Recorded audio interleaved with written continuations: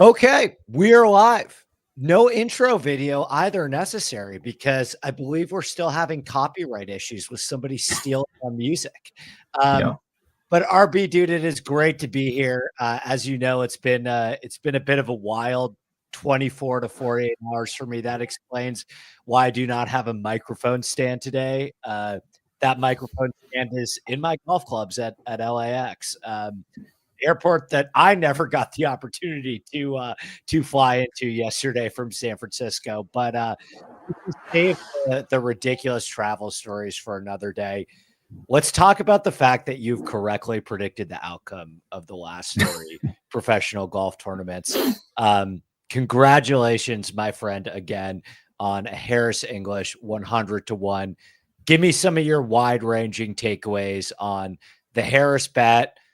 We talked about it on this show. This is where all the magic happens in terms of identifying those players. But talk me through that experience of the big HE, an ISN guy. He was in my $100 single entry. And it was just a massive, massive week for the Discord. So really proud and really fun to get to watch it and sweat it with you. I think that was the biggest takeaway was he was not high owned at all this week. And it seemed our Discord was all of it. 5% in the $100 single entry. I think he was 4 or 5% in the big $5 too. Maybe 6%. Yeah. My biggest takeaway was how the hell did he win without hitting a fairway? Because I mean, that rough was not easy. He was getting up and down from 40 yards and 80 yards. Absolute grind for really the last seemed like 55 holes or so. He couldn't make a birdie, anywhere. It seemed he was just making pars. And I think it helped that, I mean, obviously Matsuyama fell back, and then Ludwig fell back because he was sick, and there just weren't any killers up there. And nobody could go out and shoot a 66. Well, except for Sam Stevens almost did. But like those numbers were just not out there, which I think really helped him quite a bit. Yeah. I mean, I think the thing on Harris English not hitting fairways, like that was kind of in the calculus for us this week. Like I've long been a believer that once you start to get firmer conditions at Torrey Pines, even the most accurate drivers of the ball are going to struggle a lot to hit fairways. So often in those scenarios, it really turns into a bit of a short game test, a bit of a grind test, a bit of like a just smart, get the ball in the hole at all costs type of test. And that's why we've always liked HE at Torrey. He was in my core last year in the single entry that Michael Kim killed. He was like just this guy that all over the place. I mean, Twitterless Steve as well on the insider sheet got a nice 40 units for us on he's coming for Joey again, who somehow had like another +3 unit week with Sammy Valimaki 700-1 gummy play. So, it was just one of those weeks where I think it felt good to, at least for me, it was a confidence builder in terms of getting back to our roots. I had struggled in the first 3 weeks of golf DFS and betting DFS. I was fine. There were some gems in there, but to my standards, it's not what I'm hoping to produce. And I think if I go back to where I've had the most success in DFS and just in content and betting in general, the really hot run that I had last year to start the season, it was all about those weeks where you identify the 3% Sam Stevens and the 5% Harris English and everything else, Lanto too, 1% Lanto everywhere, and everything else falls into place. I had a lot of Finau last week. I had a lot of Shane Lowry last week. I had a lot of Doug Gim last week. All those guys missed a cut, and I was sitting there Sunday, top 15 in the $100 single entry with a 4 of 6 because I had Lanto, Sam Stevens, and HE, and Sungjae, by the way, sticking around with Sungjae for one more week. So I think it just kind of goes to show that, like, what are we best at is identifying the HEs and the Sam Stevens and the Lantos. And so it felt kind of good to have that come to fruition for us last week. Yeah, no, for sure. It was just, I mean, I believe English had hit 9 fairways over the weekend. which I think he hit one. I think he hit one on the front nine. Yeah, he hit 9 over the weekend, and it felt like less. There was only one player in the field who hit fewer fairways the last 2 days. Do you want to guess who that was? Valimaki, Potagigi. It was Ludwig.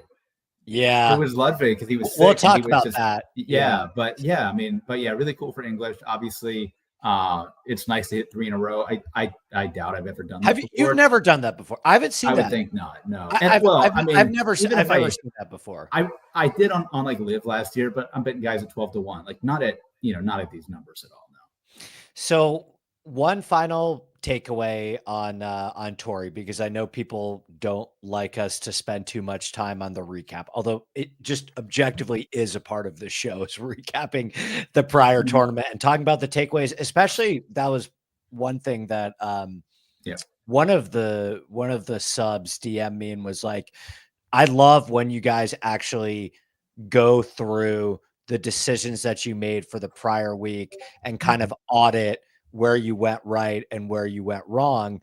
And I think we can talk about Ludwig kind of in conversation with both last week and how we feel about him going forward. But what are your thoughts on how the Ludwig thing turned out in terms of the roller coaster of emotions that was, going from him shooting 9 over on Thursday on the South Course to ultimately finishing T43? I mean, look, he was sick. There's nothing much that I want to put into that. He was playing great. He shot 9 under. He really struggled over the weekend, which I think we all would in that spot. I don't take anything from it other than he shot 9 under on Thursday and he's playing very well. That's about it. So you're not too concerned about, I mean, a lot of people worried about Ludwig's ability to close these golf tournaments at such low numbers. I bet him at 12-1. I felt good about the bet, obviously, as anyone would on Thursday. I got to be honest, like I can't say I'm walking away from that tournament, taking anything away from Ludwig as a player. I think there's going to be a lot of things that we can look at Torrey Pines last week that I don't want to overrate. I mean, you did have one round where it was just a full-on survival test and balls were rolling off the greens. The type of random, they kept calling it a rare wind on the golf course that we had never really seen before. So I don't think I would be super, super critical of Ludwig faltering down the stretch and not being able to close that tournament. And I would even RB go as far to say that the Sung Jae strategy for me last week, where I stuck on for one more week at a lot lower ownership. I have Ludwig in as a big maybe right now in DFS for Pebble. I would say I'm cautiously intrigued. I'm not going to bet him this week, but I would say I'm still fairly intrigued about Ludwig this week in Pebble. I think so too. Obviously played well here last year. I think the one piece that would be concerning was he really struggled on the POA this week. But then again, I think back, if I'm playing golf and I'm either sick, you're not feeling well, or just out of it and not playing well, the two things that are going to go are going to be my driving accuracy and my short putting. I agree completely. And you were saying he just missed a bunch of putts. How is that sickness? Dude, have you literally ever played golf before? That's the hardest thing to do. Your head spinning. Your head spinning. You got to put your head. The absolute worst. Yeah.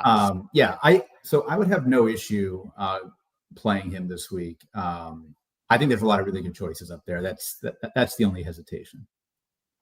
Yeah. So as it pertains to Pebble, I just got back from Northern California in the wee hours of last night. One thing that I talked about on the Sunday show was the weather this week. And I do think that Pebble Beach is a tournament where weather matters, right? We've seen some varying weather conditions over the last 5 years at Pebble Beach. Last year, we had that infamous atmospheric river where I was happy with the outcome because I had Wyndham 90-1. But the final round was canceled. And what actually ended up happening last year at Pebble is that there was a lot of weather in the area. So they canceled when the weather got bad, but in terms of when the golfers were actually on the golf course, it was very soft and receptive. I mean, some of the easiest scoring conditions that we've seen at Pebble Beach in the last 5 years. What are you expecting this week for Pebble in terms of how it falls? Do you think we'll see anything like last year, or anything? And I'll butt in here after you as well, because I was just in the area, and I have a bunch of my best friend's playing Cypress Point on Thursday morning, so I'm so pumped for him and living vicariously through him. But what are you seeing in the weather this week? Yeah, I mean, I'm willing to throw out most of last year. I mean, you look at that leaderboard. I mean, you look at the scores that were shot, the names that were up there. I am not taking a lot from that at all. It didn't look like, so I looked at the weather just very quickly this morning, and it didn't seem like there was much going on. I know that can flip very quickly, but no, I would expect slightly firmer conditions. Nobody shooting 60 this week or anything like that. Okay, so when I was there yesterday in San Francisco, I was about an hour from Monterey. It was like one of the most phenomenal days of the year. It was 60 degrees and sunny, barely any wind. It was honestly some of the best golf weather that I've played in a very long time. And that's kind of what Northern California has been over the last month. Like, all of my buddies that play golf in San Francisco, all the guys I was talking to yesterday at the golf club were talking about how this has been like a phenomenal, great stretch of weather for Northern California. And they haven't really gotten that much rain. And when I say great stretch of weather for Northern California, that's like mid to high 50s, low 60s with no rain and not a ton of fog. It's still always going to be a little bit cold in the morning at Pebble Beach. But what I'm seeing right now is like fairly pristine, to be honest with you, which is a pretty solid change from what I talked about on the Sunday pod, where it looked a lot worse than that. I think it's probably going to be, just on principle, maybe a little bit firmer than last year, when it was just super soaked and just completely turned into a dart throwing contest and a putting contest from 5 to 15 feet. But again, I have a friend who just got into Pebble today for the week to cover the tournament on the media side. And he's like, the course looks as green as it has always been. I mean, like people really love to see Pebble Beach on TV presented in a certain way. And it's not how I would present the golf course to test the best players in the world. But I think looking at the weather right now, my overwhelming takeaway is that maybe it plays a little bit harder than last year, but I still think this is good enough weather to kind of properly deductively reason that this is going to be a lot of wedges and putting, and kind of how I would break down Pebble Beach under normally benign conditions.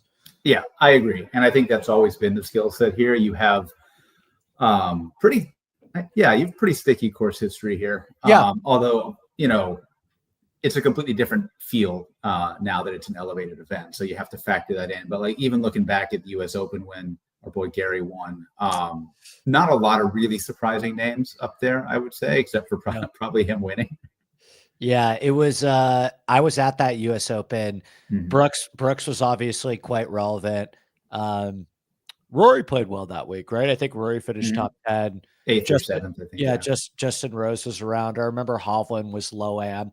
Okay, so the other question that I wanted to ask you before we dive into the DraftKings slate is the format. Hopefully we have a lot of new DFS players this week. This is the first week in 18 weeks that there's no football this weekend.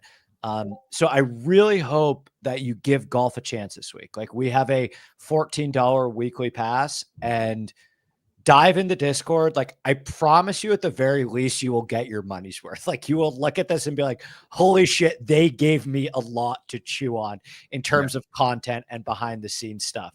So for anybody that is new playing DFS this week, and I hope that's a lot of people, like, genuinely, like, this is so much fun for us, and we love the golf sweat. It's the best sweat in sports, in my opinion, from a DFS perspective. How would you talk through maybe the beginner DFS player this week that's trying to wet their beak in the golf streets, in terms of, like, we have 2 courses. Are you doing any stacking on any course? Do you look at no cuts, short fields any differently? But it's a signature event with 80 guys.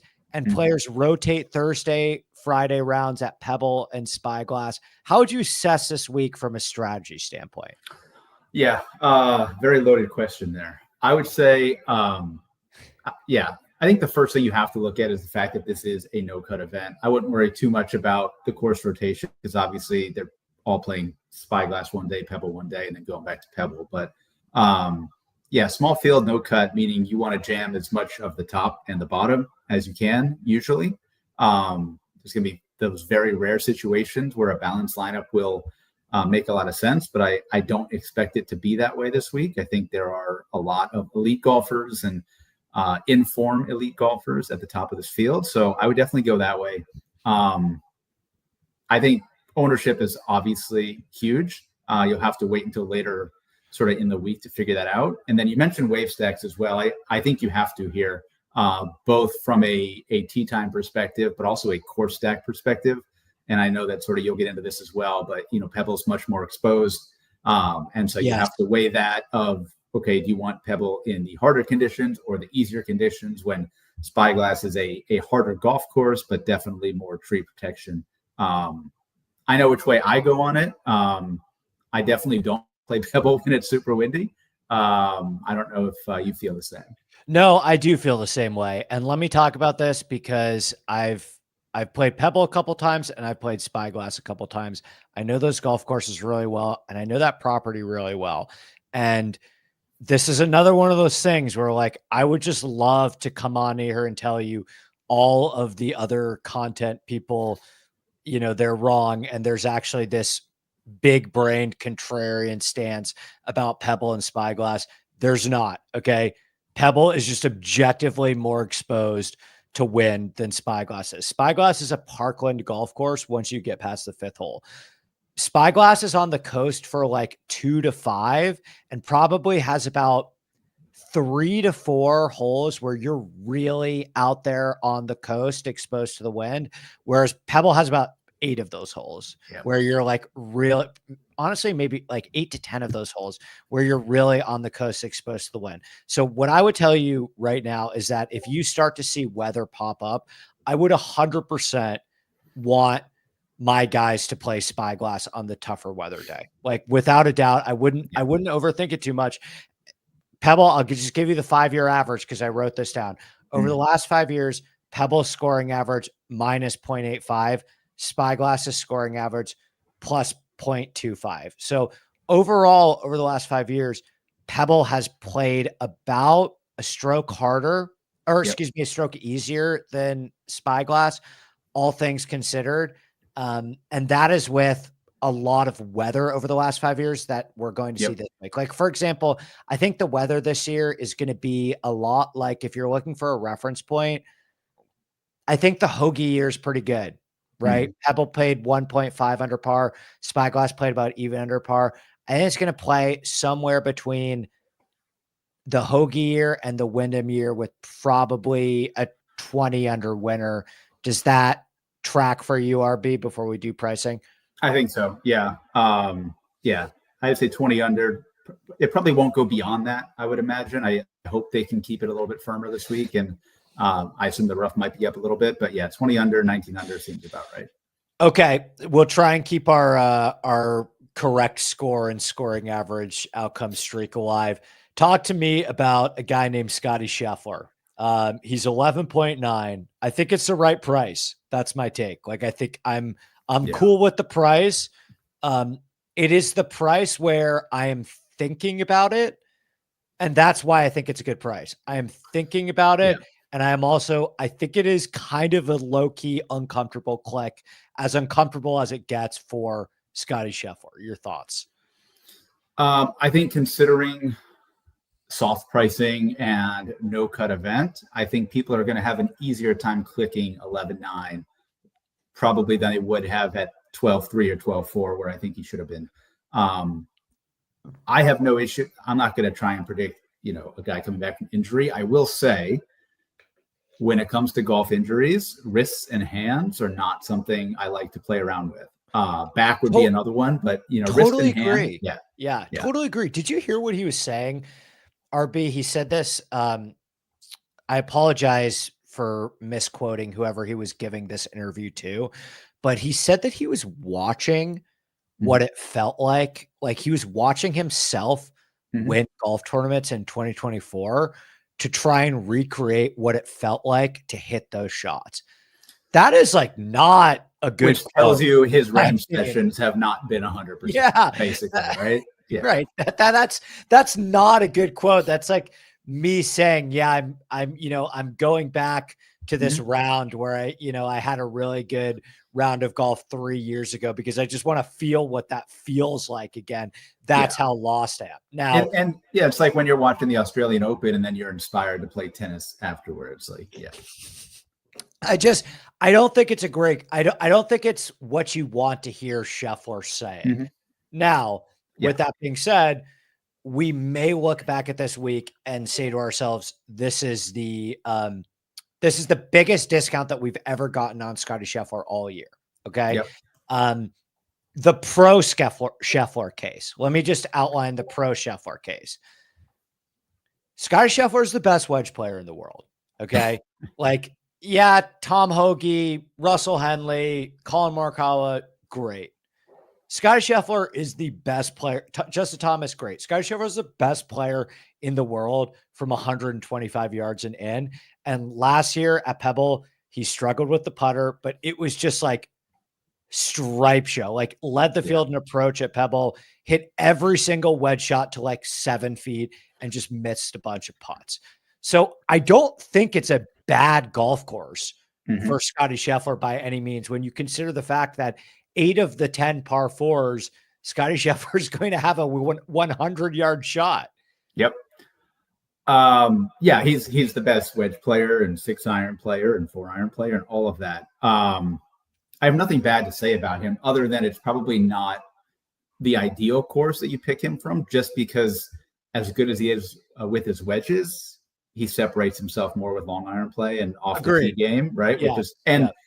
Look, he obviously played pretty well here last year, and he actually putted okay. I don't expect him to make a lot of putts on POA when he hasn't been playing much golf. Obviously hasn't been practicing in California. I just think that's going to be a big jump from what he's doing in Dallas right now to expect him to make all these putts at Pebble Beach. Okay, I agree. I think I'm leaning towards fade. What's your buy number? Like, what is the ownership projection that you have to see on Wednesday night? Like, oh my God, Scottie's like 16%. Like, what is that number for you to be like, holy shit, the pendulum has swung too far and this is a good opportunity? 25. I think he's under 25. I would start thinking about it, but and I'm not going to mass it. I'm going to make like 8 or 10 lineups this week. So I just don't think I'll get there. Yeah. And I haven't ran ownership. I usually do my first real ownership run through on early Tuesday afternoon when the dust starts to settle, but over under 25% owned this week, Scottie Scheffler. Over. I think it's right around that number would be my guess. I just think, again, the pricing's pretty soft. It's a no-cut event. So, all right, he starts slow. He's still getting 4 rounds, and his floor is like, what, 6th when he does that. So, okay. So once we get past Scheffler, this is also our first time seeing Rory McIlroy on the PGA Tour in 2024. He's been playing good golf in Dubai. He always plays good golf in Dubai. He typically doesn't play Pebble that well. He played well at the 2019 US Open. Last year, he finished near the bottom of the field. And I would say, in my opinion, Pebble Beach does not test driving. Like, I think it is one of the easiest, lowest correlated golf courses in terms of both distance and accuracy, and the advantage that you could gain from being a long and straight driver of the golf ball. Spyglass, a little bit of a different story. I kind of do think Spyglass is a good driver heavy golf course, but any way that you want to slice it, this is not typically the type of golf course where you say to yourself, okay, Rory McIlroy has a massive edge here, the way he does at Quail Hollow. I agree. And I think, again, it's all that stuff, right? It's the off the tee being mitigated here. Not a great POA putter. not a great wedge player, just overall. Like he's gotten better at it for sure, but not on the same wavelength as Scottie or Morikawa or anyone like that. So, and he's also coming from Dubai, was playing a completely different style of golf over there. I'll be out on Rory. I think I already put him in as my fade of the week. So, what's your Rory ownership? Because this is really smelling to me like Kobe and Rishi playing Rory at 9% and him either finishing second or dead last, and all of us just having no idea what to do. I'll be honest. I don't think I think he's low owned. I think he's low owned this week. I think Ludwig's low owned. So if like I'm going to play somebody up there at 8, 10, 12%, it's just going to be Ludwig. So right. Yeah. I would say I'm not playing Rory under any circumstances. So if we say to ourselves that Rory is lower owned, I mean, lower owned for Rory at that price is like 15% even. Who's high owned then? Like, what is everyone doing this week? Is it JT? Is it JT Colin? Is that what everyone's doing? More so JT, but I do think Colin will be owned. I think that entire range of, Colin, JT, Cantlay, Jason Day, maybe Hideki to an extent. But yeah, I think people are going to grab 3 of those, or they're grabbing Scottie plus 1 or 2 of those and then going down low. Do you think Justin Thomas is the highest owned player on the slate this week? Is that because I have to say, I have to say, to catch up on some of my research, I turned off notifications in the Discord and I didn't check Twitter at all this morning. I did bet Justin Thomas at 17-1. And I will Vic lap the shit out of that now being 14-1 because I talked about it on the Sunday show. Like I thought 17 was a good number for where I believe Justin Thomas will personally settle. And I know we had a bunch of Discord members and podcast listeners hop on that 17-1. So it does appear to me that I was at least correct about, I don't think he will be like the Ludwig of last week where JT is maybe 30+% and the most tipped player. But if you're asking me who the highest owned player in the slate is right now, almost by default, like I think it's probably JT. Yeah. Nick C agrees as well. Yeah. I mean, I think M is going to also garner a ton of ownership there. And look, I'm hopping off. Yeah, I'm probably. Yeah. It's still very possible Scottie's the highest owned. Like he could be 36% this week, right? I think that's well within reason. It's going to be one of those 3: Scottie, JT, or Sanjay. I think. So what I'm looking at right now, to drop down a little bit lower into the low 9s and even the high 8s, the way that I am thinking about starting, to be honest with you, RB, is picking 3 out of the 4 between Ludwig, Colin, JT, Cantlay. And what's your power ranking of those 4? And by the way, I kind of don't hate Fleetwood. Like I'm done with Sungjae. He was phenomenal to us last week. I think Burns is a little overpriced. I want Burns at like 86 or 8,700 on this golf course, although I get the Burns case. But if you're power ranking the Colin, Ludwig, JT, Cantlay, what's your power ranking there? Because I think I'm going to choose 3 out of the 4. Well, I bet the guy you just skipped right over, Hideki. So why didn't I include Hideki in that 5 for whatever reason? And what's the big pro Hideki case for why he's actually the best choice? He's playing better than all of them. For one, he's probably going to be the low. Well, I guess Ludwig will be probably a little lower, but he might be the lowest owned of all of them. I mean, he's 25-1. Why is he 10 points longer than all these guys who can't win? I don't quite understand that. But I mean, I think with Hideki, it's just he already got his win, and he doesn't have the course history that these guys have. But yeah, I bet him already. I would say of those 4, it would probably be Colin 1. I'll say Ludwig 2, JT 3, Cantlay 4. So I guess right in order of pricing for me. The other thing with Hideki, and Hideki is second in my model this week. Like I almost just like passed over it. He's 25-1. Go bet him. I know. I have a little bit more research to do after the show. He's 100% on my short list. He's top 4 in every model that I've seen anybody post. So Bad course history. Finished 71st last year at Pebble. Putted very poorly, but that was why a lot of people, myself included, didn't play him at the Century.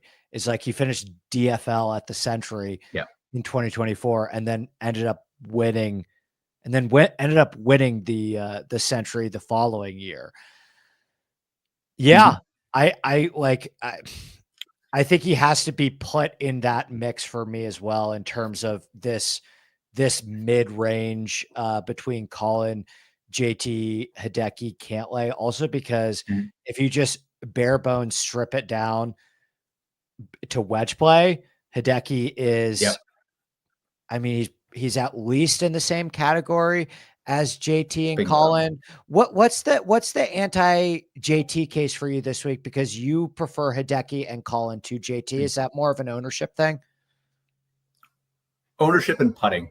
I just don't think I can trust Justin Thomas here on the POA. He finished 6th here last year, but it was with terrible putting. And every round he's played at Pebble, essentially, it's bad putting.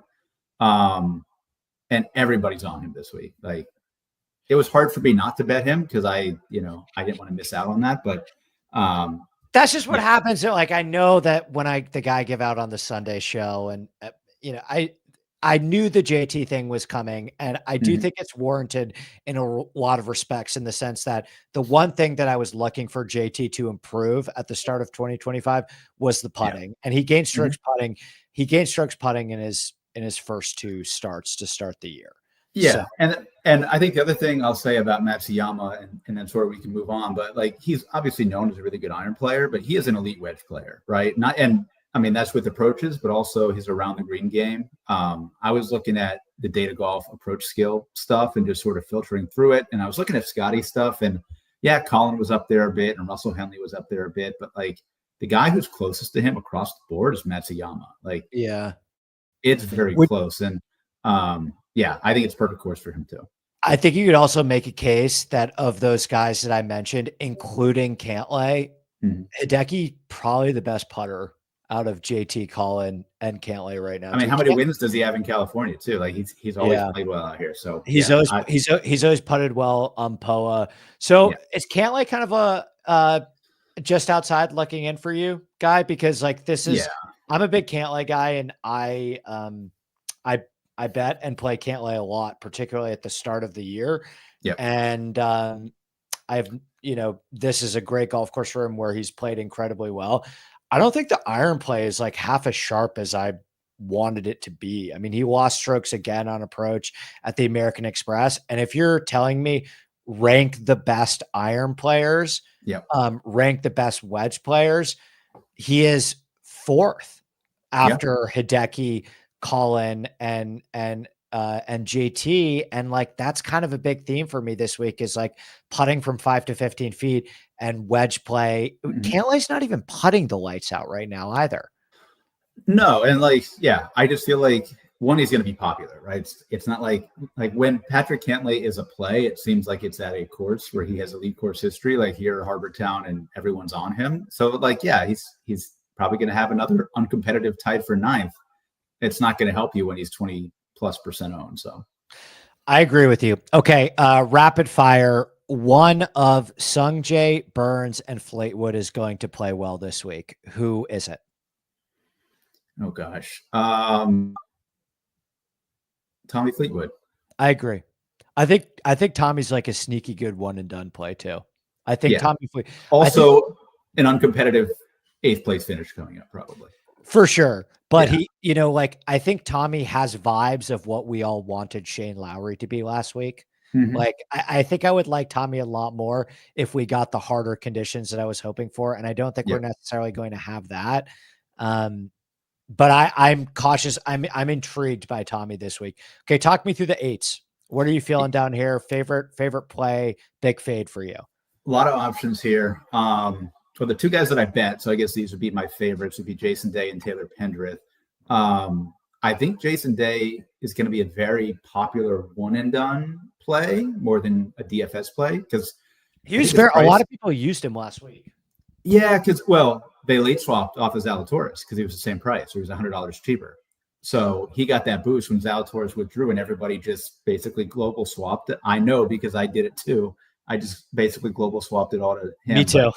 He's got amazing. That's all I had time for. He's got amazing course history here, obviously playing well. Yeah, I think the price is high enough that he's not going to be super high owned, but I love Taylor Penderth this week. Like, he obviously, he's a great driver of the ball and gets a lot of credit for being long and straight off the tee, but he's a really good wedge player too.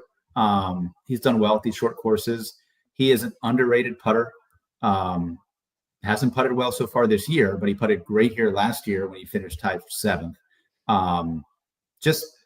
I feel like he's made that leap because it's weird to see him up here with like Hovland and Zalatoris and all these guys, but like that's who he is now. He's a top 25 player in the world probably right now. And so he's my favorite play. I think there's a bit of a dead zone here. Hovland, Connors, Clark, Keegan, Zalatoris don't have a lot of interest in them this week. Thing on the Pendrith piece. I bet him last week. I love me some Pendy. Don't hop off. Come on, don't hop off. Yeah, I know. I wonder if the T7, if it's one of those situations where you're now buying at a high because he was quite highly owned last week. And how does the ownership go lower for Pendrith, right? Like if Pendrith was 18% last week, then wouldn't you now this is okay to jam. If Pendy is your chalk guy and you're fading JT, my only pushback would be that I think that Pendy has a strong chance to be the highest owned player in the 8s. And I don't know if I would feel very comfortable banging out a bunch of JT Pendrith lineups.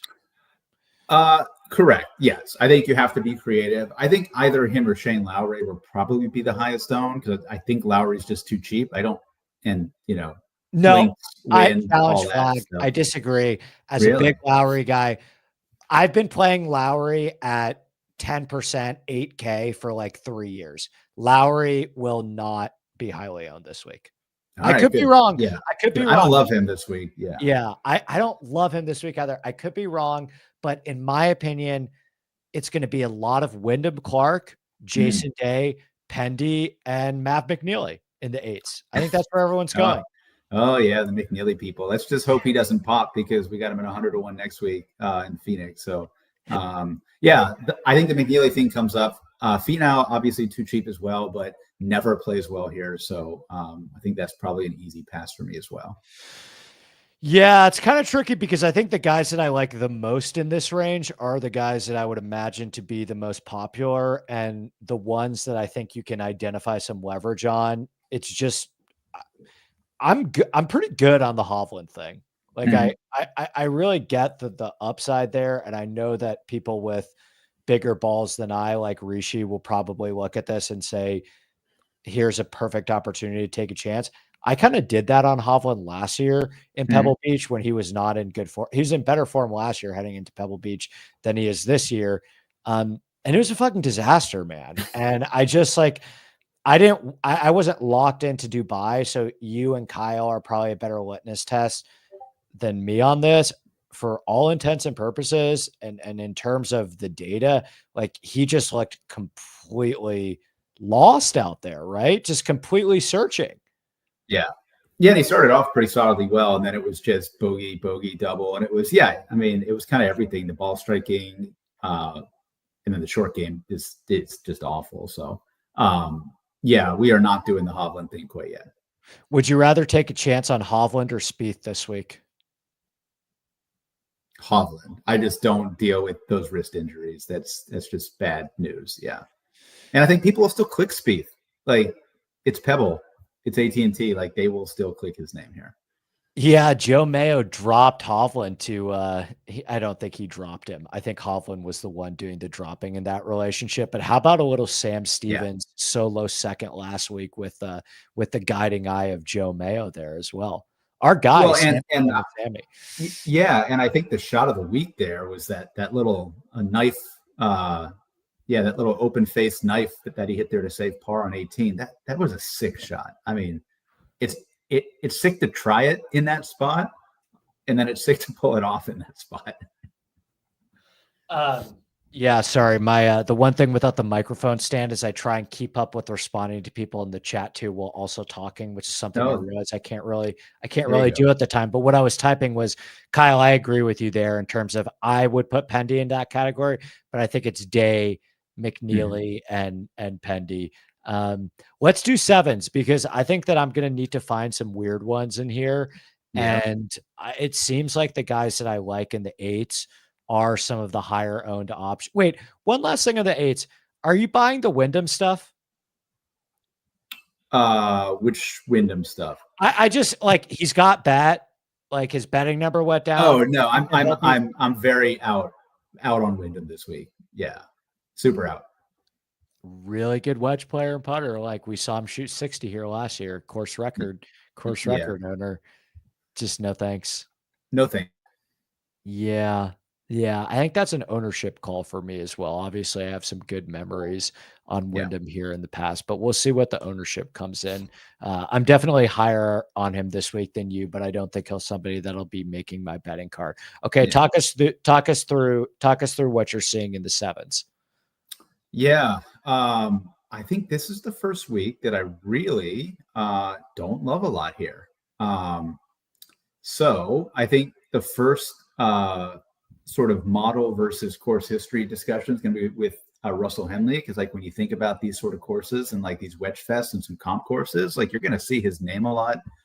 Hasn't really played well here, so I probably won't be going there. Got to talk about Jim Smith. Uh, I think Sahith is finally at a price that I can stomach him, because I've been anti Sahith for a while now. I think he's going to be low enough owned and low enough price that I will probably have some there. But really, the first name that I think I will actually go out of my way to click here is going to be Thomas Dietrich.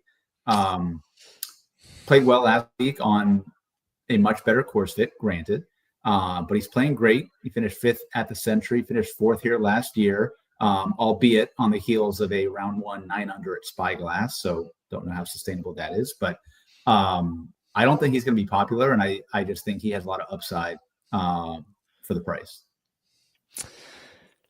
In terms of, I want to break it down into the high sevens and the low Mm-hmm. sevens. Wait, actually, before I go, Rasmus at 7.5 is the player that is ranked dead last in my model, 80th out of 80 guys. Now there's some Yeah. DP World Tour stuff that is additional context that I'm looking at. I don't think that he's the worst player in the field. I don't think it's a great golf course for him by any means, but are you playing Rasmus as a DP World Tour truther? I don't think so. No, form has been definitely much better the last few months. But yeah, like you said, he's definitely better when he can hit the driver. I don't think this is a good golf course for him now. You know, the guy that actually rates out the best statistically for me is Adam Scott. Now, Adam Scott is also a key member of the Ball Frogs this week. Mm-hmm. And I think Adam Scott is the first player. We should mention this with Rory as well. But I think Adam Scott is the first player on TGL to play in TGL. Of course, this also applies to Rory, but to Mm-hmm. play in TGL on Monday night on one side of the country Yeah. and then travel cross country and play in a pro-am tournament Thursday through Sunday. Does that concern you at all about the travel? Sure. Yeah. I don't know what to make of it, but I mean, we've all traveled east to west, west to east. It takes you a couple days to adjust. It does. Yeah. I don't think professional golf is his priority right now, quite frankly. Adam Scott, that is. Yeah. I just don't think it's sort of top of mind for him. And I think people still like clicking his name. He's in our Discord already. People like him. I talked about it on the Sunday pod. He rates out really well for me statistically. I think Yeah. that Adam Scott is like a very underrated putter and Yep. a very good wedge player. And he's played well at Pebble in the past. So that's Mhm. it's kind of like a model play for me, but I agree with you. There's some additional context there with Adam Scott that's probably preventing me from making it like a slam. I just don't love that he's playing, like, it's unquantifiable, and Adam Yeah. Scott could absolutely be awesome this week. I just don't love that he's playing TGL on Monday night and then going cross country to play Pebble Thursday through Sunday.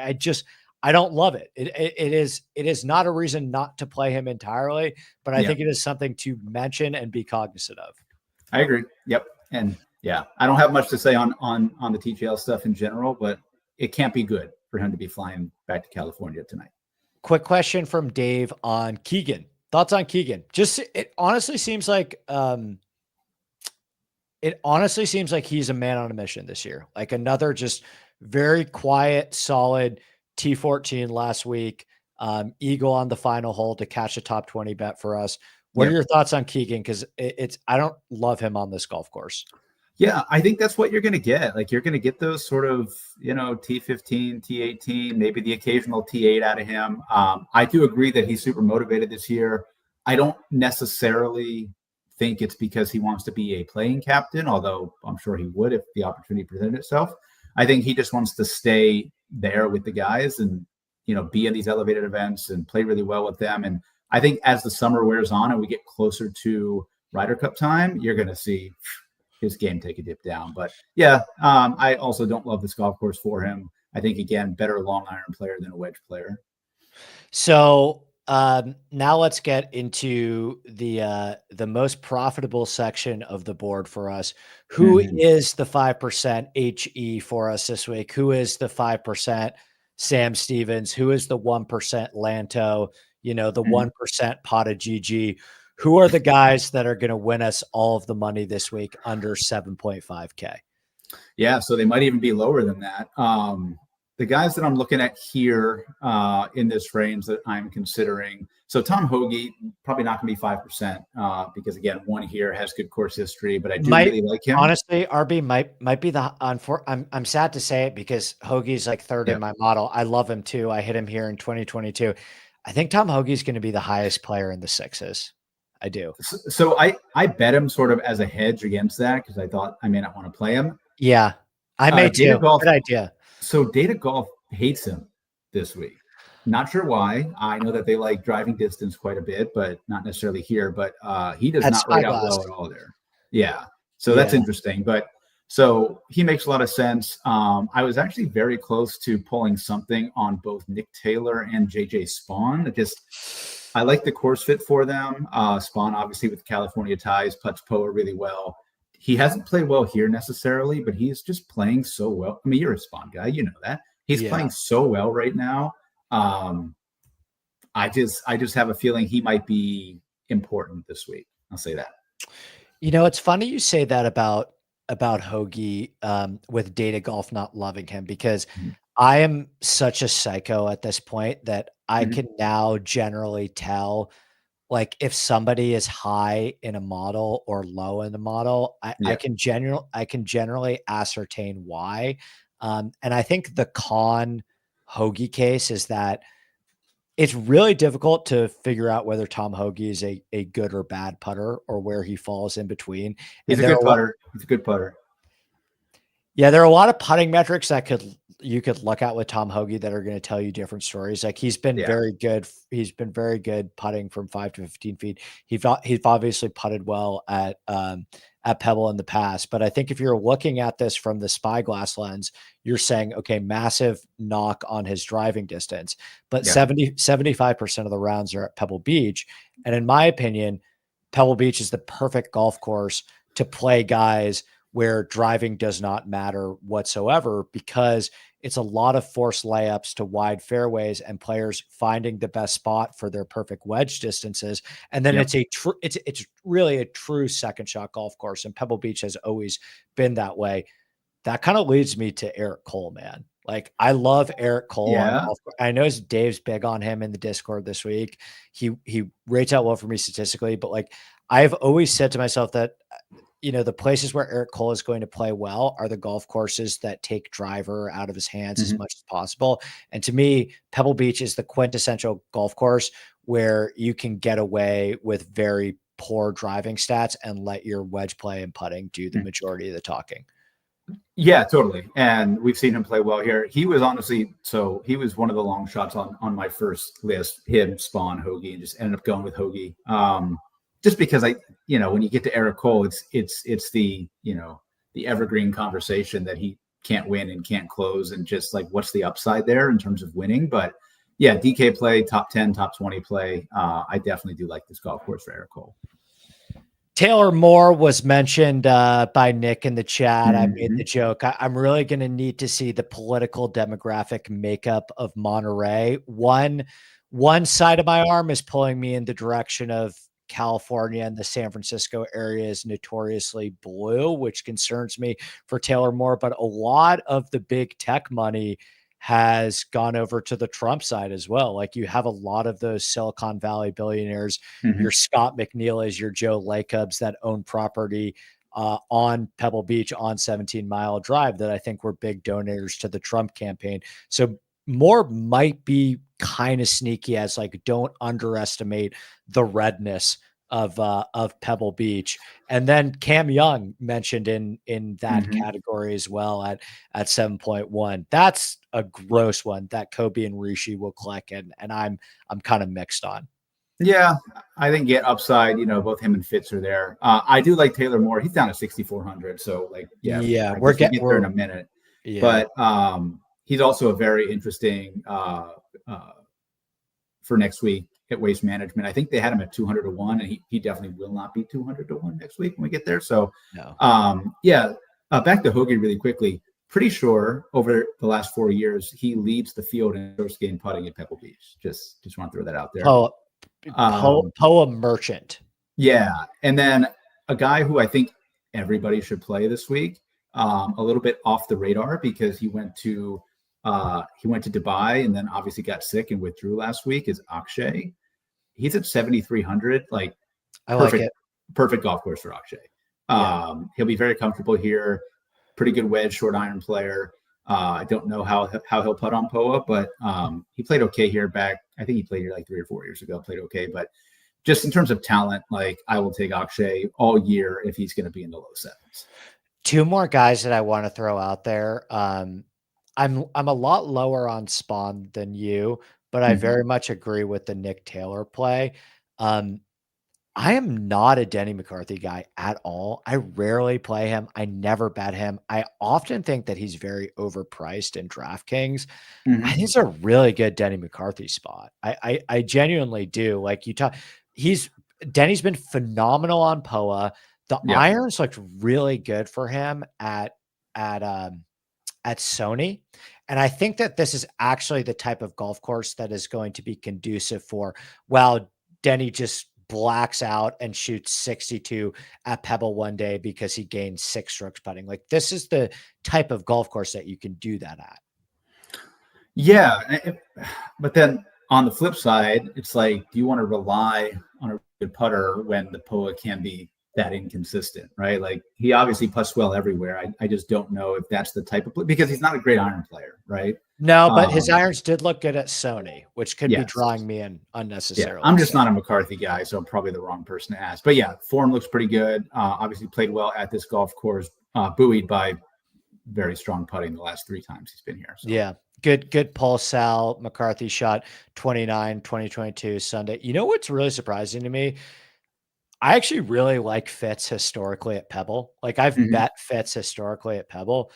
I can't find a reason to take a chance on him this week, but 7,100, he's like 60th out of 80 guys in my model. This is historically a golf course that I actually really like Fitz at, and he's played well in the past. Like, what's the state of the union there? Because I think long-term course fit, I could talk myself into, this is the golf course to take a chance on Fitz, but just have no idea where the state of his game is. He actually didn't look that bad at Kapalua, to be honest with you. No, but he looked terrible playing at TGL, just snap hooking balls into the water and stuff. It's true.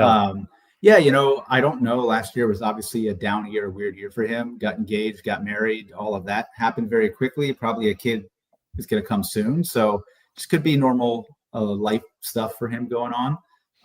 But yeah, great golf course for him if he's engaged and playing well. So, okay. And then I will give you the last 2 guys that I want to mention, and then I want you to go dumpster diving and give me like your favorite gummy play potentials. I also really like Hubbard this week. Like, I don't think that Hubbard at 6.7 is a particularly hot take if I am coming at this with the logic of liking Eric Cole, liking Denny McCarthy, liking Tom Hoagie. Mark Hubbard is just another version of that player where he's got a lot of approach and wedge upside. The weakest aspect of his game is driving. I don't think that's going to matter as much. I'm not going to put that much stock into Hubbard struggling over the weekend at Torrey Pines South. You know, that is always going to be a massively uphill battle for him, hitting a bunch of long irons into the wind and having to rely nearly exclusively on his putter. I think the more applicable form for Hubbard is looking at how he played at the Amex, because he's going to have a lot more wedges like he had at the Amex this week than he did last week at Torrey. And then the other guy that I think is like another good example of the thing that Nick and I were talking about when you're super, super high on a player, just hanging on for one more week. A big miss for me last week was Doug Gim, and he missed the cut. He missed a cut on the number, and Doug Gim is now 6.3K, a very, very good short iron player, who, you know, he has an okay finish before at Pebble, but in terms of a guy that's 6.3K that I loved last week at 7.7, I think Doug Gim might be kind of nutty this week in the low sixes. What about you down here? I don't hate Gim at all. So everything you said about Mark Hubbard, you can get a better version of that for $200 more with Aaron Rai. If I had to build a golf course for Aaron Rai, it would be Pebble Beach. He's going to hit every fairway, whether he needs driver or not. Great wedge player, can be a good putter. Any sort of windy, rainy conditions will be just fine with him. We've seen him do it at the Scottish Open and over the world. I actually put him in already as my gummy play. I feel like he's going to be too popular. I think this price now, I think the market will catch up to Aaron Rai. I bet him also at 120 to 1. He is by far the best play down here, I think. Not even close. I just like, yeah, Nick, it's the same thing. Like I loved Rai last week at Torrey, and he missed a cut on the number. He got blown off the North Course. He blown off 6 over. Yeah. Higher. Yeah. I think he shot 3 under at the South Course on Wednesday. Right. So it's like, all right, well, that tells me he's not far off, and then just got blown off the golf course. But yeah, seems perfect for him. Obviously, then I also like Mark Hubbard. I think that makes a lot of sense. I guess I'll do the Gary Woodland thing. Do the Gary Woodland thing. I was there, man, in 2019. Like we were there. But yeah, he's slowly back. He actually hasn't played this golf course since 2019. So hopefully some good karma there. But last we saw him at the Sony, he was tied for 16th, gaining off the tee, approach, and around the green. Just very solid all week. And then in the fall is when we started to see the signs of the ball striking coming back. He made 5 out of 6 cuts, including 16th at Sanderson, 9th at the Shriners. Like with him, it's always going to be like, can he make enough putts? And he's gained strokes putting at Pebble 4 times in a row he's been here. So if there's ever a place for him to get right and make some putts, have some good vibes, and he's 171 and down at 6,500. So like, it's not going to cost you very much to get some Gary Woodland this week. Yep. So I'm with you. Say no more. I think that's the range that we need to focus on putting all of our chips into the table on identifying, doing what we do best, which is these guys down here. And I think to dovetail Nick's point on Ryan Gim, like we loved both of those guys last week at ISN.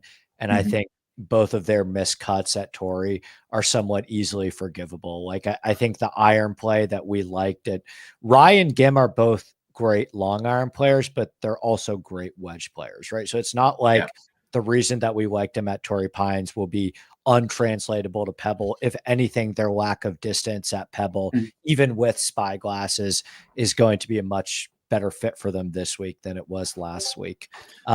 Anything else before we wrap up? So I will say Lee Hodges is grossly underpriced. Huge for us last week too. A little very sneaky like T11 last week. Like he could have been $800 more. So he's going to probably be the highest owned down here. So I think I would look elsewhere, especially, because your model's going to love him. I ran a model on just sort of comp courses and characteristics that I was looking at. And it was a good model because it was like, I think Justin Thomas was second, Scottie was third, Zalatoris was next. But do you know who was first in it? He's $6,000. Is Kevin it Yu. Kevin Yu. Oh, Kyle's bat signal is going. Kyle and Kellogg's bat signal is going crazy. His ball striking at Pebble has been tremendous the last 2 years. Finished tied for 7th here in 2023. So like he can do it here. His iron play has been fine recently. He just, I think he missed the cut last week because he had some short game issues.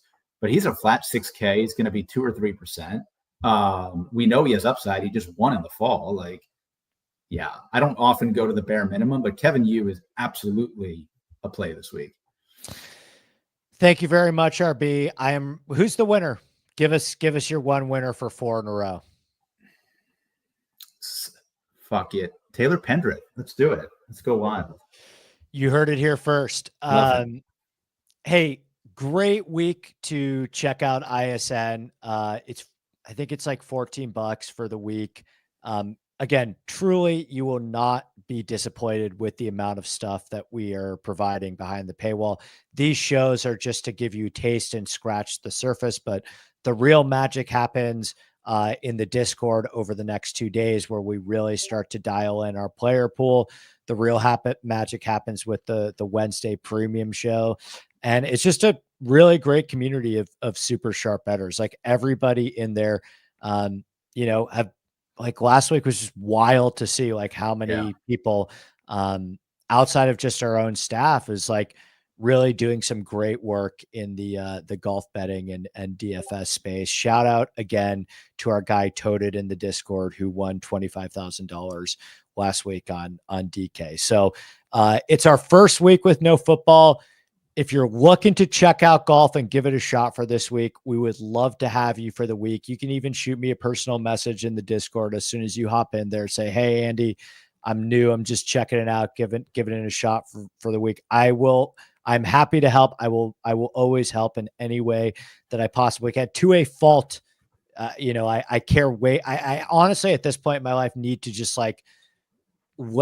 trust that the Discord goons aren't going to break out into a fight and we're not going to have massive tech support issues, and realize that we're all adults here and have hired a great team around us. But at the end of the day, I think one of the biggest assets that we have is we're always going to give you the time of day, and we just love talking golf in there. So InsideSportsNetwork.com.